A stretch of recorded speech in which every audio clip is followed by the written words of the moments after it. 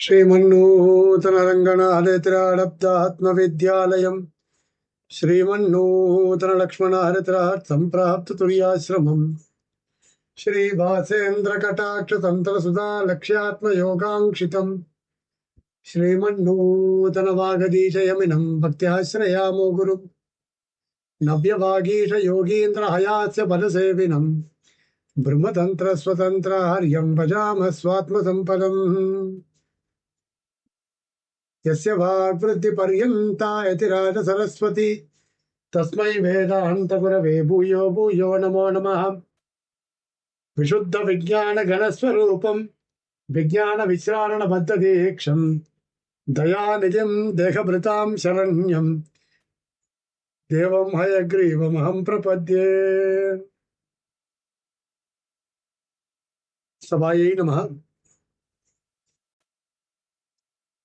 எல்லாருக்கும் அடியனுடைய பிரணாமங்கள். எதிராய சப்ததியில 5வது ஸ்லோகத்தை நாம இப்போ அனுபவிக்க இருக்கின்றோம். நாதேன முனிநாதேன பவேயம் நாதவானஹம் யஸ்ய நைகமிகம் தத்வம் அஸ்தாமலகதாம் கதம். நாதேன முனிநாதேன भवेयं नाथवानहं यस्य नैगमिकं तत्त्वम् अस्ताहमलकतां गतम्. यस्य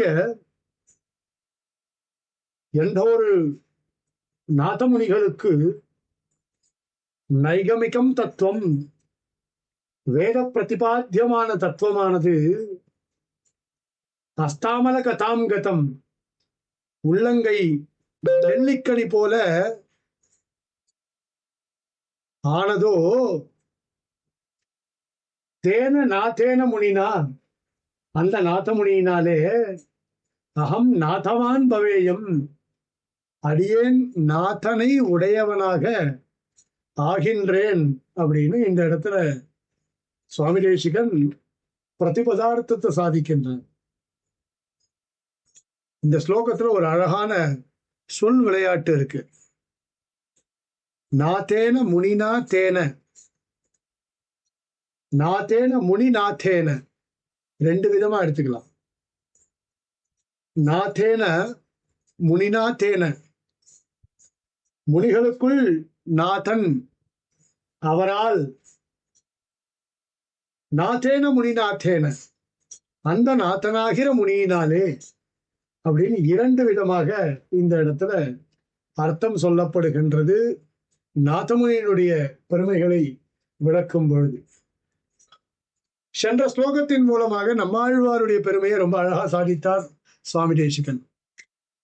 இந்த இடத்துல நம்மாழ்வாருக்கு சிஷ்யராக இருக்கக்கூடியதான நாதமுனிகளுடைய பெருமைகளை இந்த ஸ்லோகத்தின் மூலமாக சாதிக்கின்றார். ஒரு முறை திருக்குடந்தையில எழுந்தருளியிருக்கக்கூடியதான நடந்த கால்கள் நொந்தவோ அப்படின்னு ஆழ்வாரால மங்களாசாசனம் செய்யப்பட்டதான பெருமாள் ஆறாவ அமுதன் சன்னதியில ஆறாவ அமுதே அடியேன் அப்படின்ற பாசுரத்தை அர்ச்சகர் சாதிக்க கேட்டு திருவாய்மொழி முழுவதையும் அறிய விரும்பியவராக நாதமுனிகள் ஆழ்வார் திருநகரிக்கு எழுந்தருளுகிறார். அப்படி எழுந்தருளி ஒரு ஜோதிஷ் அவரை அழைத்து கொண்டு செல்கிறது. மதுரகவி ஆழ்வாருடைய கண்ணினும் செருத்தாம்பினால் அப்படின்ற பிரபந்தத்தை உபதேசமாக பெற்று 12,000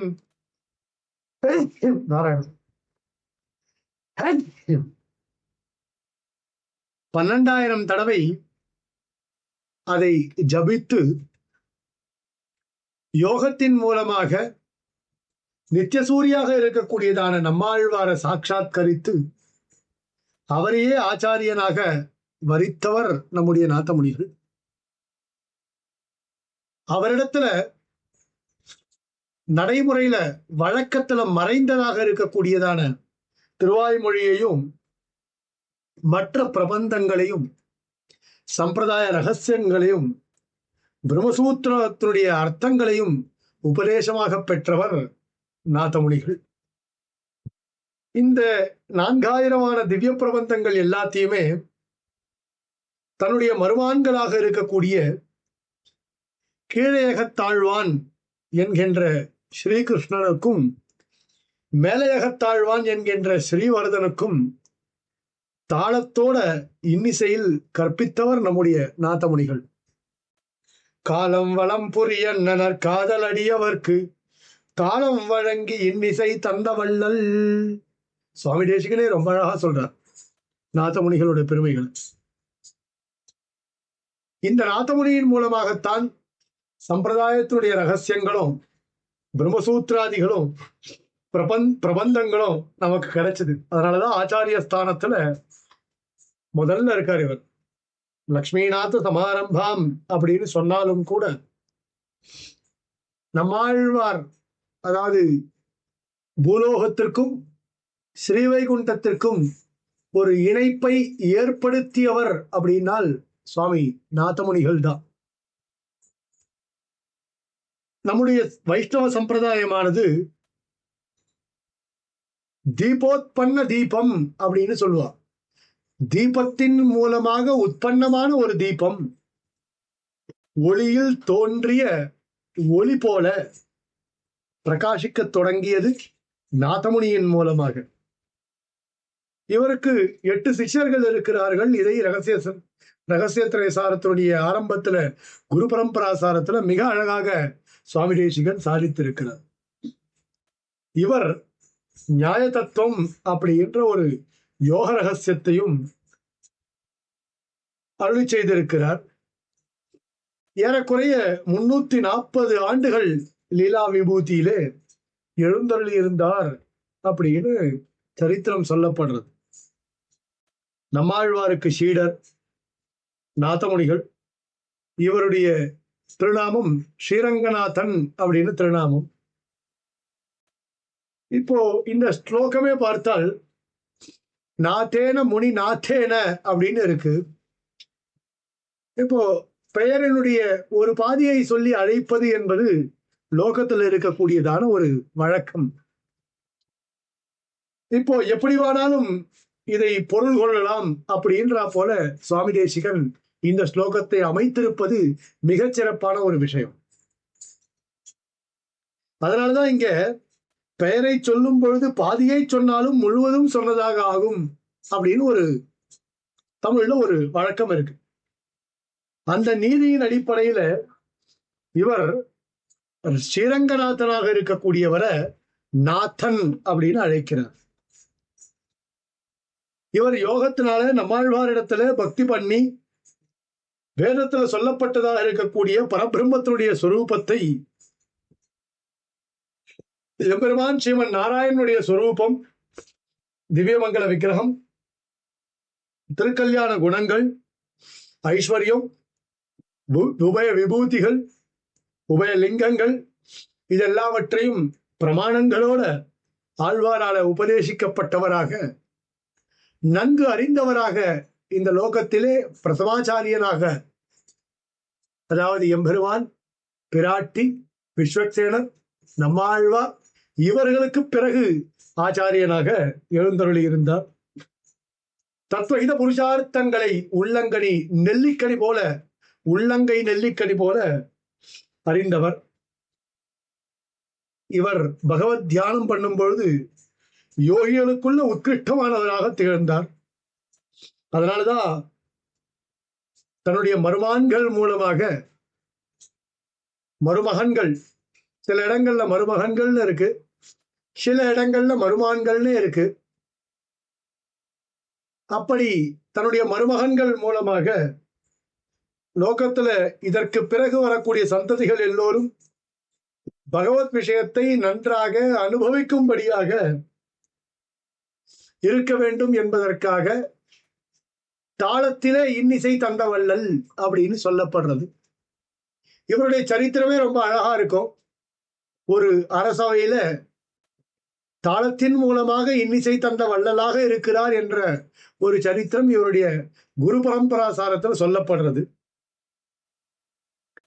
அரியன் ஏற்கனவே விஞ்ஞாபித்தா போல நாத்தேன முனினா தேன பவேயம் நாத்தவானகம், நாத்தேன முனினா தேன பவேயம் நாத்தவானகம் அப்படின்னு நாதமுனிகளுக்கு 2 விதமாக வந்தனம் செய்கிறார்.